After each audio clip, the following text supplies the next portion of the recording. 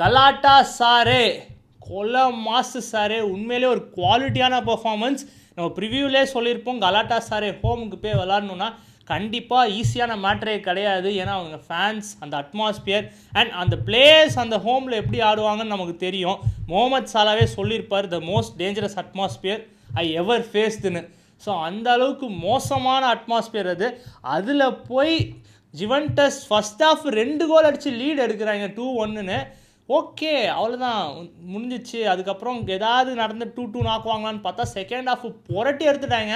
ஜுவென்டஸ்லாம் நார்மலான டீம் கிடையாது. உங்களுக்கே தெரியும், ஜுவென்டஸ் வந்து ஒரு இட்டாலியன் லெஜெண்ட்ஸுன்ற மாதிரி. அவங்கள வந்து நீங்களாம் ஒரு டீமே இல்லைடான்ற மாதிரி ஒரு பெர்ஃபார்மன்ஸை போட்டு 5-2ன்னு அடித்து நவுத்தி விட்டாங்க. அதுவுமே காமெடியான விஷயம் என்னன்னா, வந்து லெஃப்ட் பேக் கேம்பியாஸோ வந்து எல்லோ கார்டில் இருக்காருன்னு சொல்லிட்டு சப் பண்ணிடுவாங்க. அதுக்கப்புறம் சப்பா வந்தவன் 2 எல்லோ வாங்கி ரெட் வாங்குறான். சூப்பர். இன்னொன்று நோவா லேங் 2 அடிக்கிறான். நோவா லேங் எங்கேருந்துடா வந்த, நீ நெப்போலியில் தான்டா இருந்த அப்படின்னு யோசிச்சேன்னா அவன் லோனில் வந்துட்டான் போல் இங்கே. ஸோ இதான் ஃபஸ்ட்டு கேமு.